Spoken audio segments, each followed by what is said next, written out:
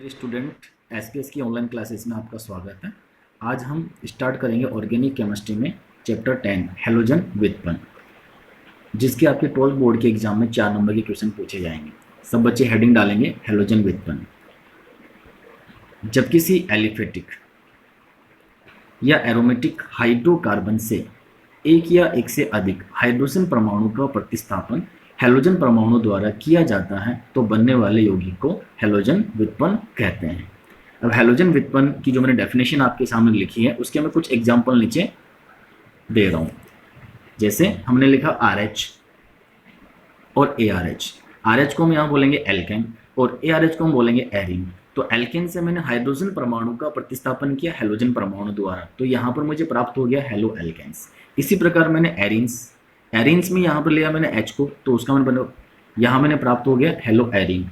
यहाँ पर हेलोजन परमाणु आपके क्या क्या हो सकते हैं, फ्लोरीन, क्लोरीन, ब्रोमीन और आयोडीन।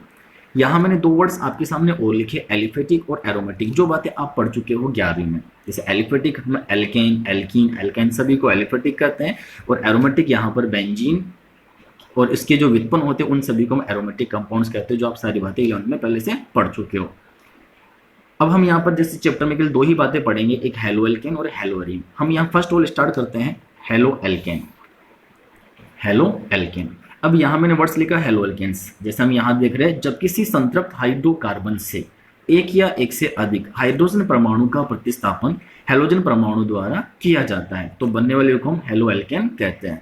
अब यहाँ मैंने केवल एक डेफिनेशन में एक शब्द चेंज यहाँ किया है, संतृप्त हाइड्रोकार्बन, बाकी सेम वो का वही है। अब संतृप्त हम किसे कहते हैं, एल्केन्स को संतृप्त कहा जाता है। जैसे मैंने एग्जाम्पल नीचे आपके दे रखा है, मैथेन और एथेन।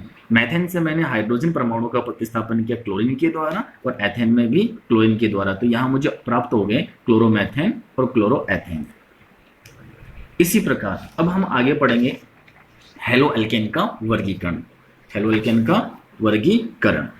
अब हेलो एल्केन के वर्गीकरण के अलग अलग आधार दिए गए। सबसे पहले हम बात करते हैं हेलोजन परमाणु की संख्या के आधार पर। इसके आधार पर इनको बांटा गया है बहुत से भागों में, लेकिन हम यहाँ ओनली केवल 4 ही भाग पढ़ेंगे, मोनोहेलाइड, डाईहेलाइड, ट्राईहेलाइड, टेट्राहेलाइड। जैसे कि आपको नाम से पता चल रहा है, मोनो का मतलब जिनमें केवल एक हेलोजन परमाणु पाए जाते हैं, डाई का मतलब जिनमें 2 होते हैं, ट्राई जिनमें 3, इसी प्रकार टेट्रा में 4। अब यहाँ पर हम सबसे पहले स्टार्ट करेंगे मोनोहेलाइड्स के बारे में। मोनोहेलाइड्स, अब मोनोहेलाइड्स में यहाँ पर जैसे मैंने सामने केवल ये बात आपके सामने एग्जाम्पल दिया है, क्लोरोमेथेन, क्लोरोएथेन, इन दोनों ही उदाहरण में आपके केवल एक क्लोरीन परमाणु और एक ब्रोमीन परमाणु जुड़ा हुआ है। अब इन्हीं को फिर आगे और बांटा गया है, इनका आगे से और वर्गीकरण किया। जैसे हम यहाँ फर्स्ट और देखते हैं, इनको बांटा गया। जैसे वैसे तो बहुत से भाग है, हम यहाँ ओनली जैसे पहली बात देखते हैं, प्राथमिक मोनोहेलाइड, द्वितीयक मोनोहेलाइड और तृतीयक मोनोहेलाइड।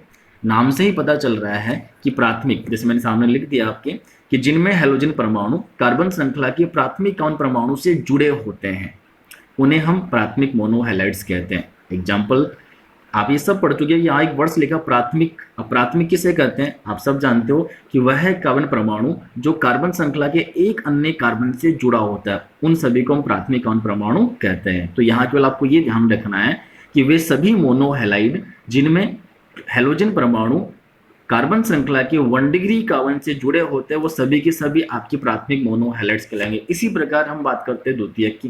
द्वितीयक में केवल ये वर्ड चेंज हो गया, द्वितीयक कार्बन परमाणु से, और इसी प्रकार हम तृतीयक से, तो तृतीयक मोनोहेलाइड में यहाँ पर 3 डिग्री वाला। बस क्लोज करो।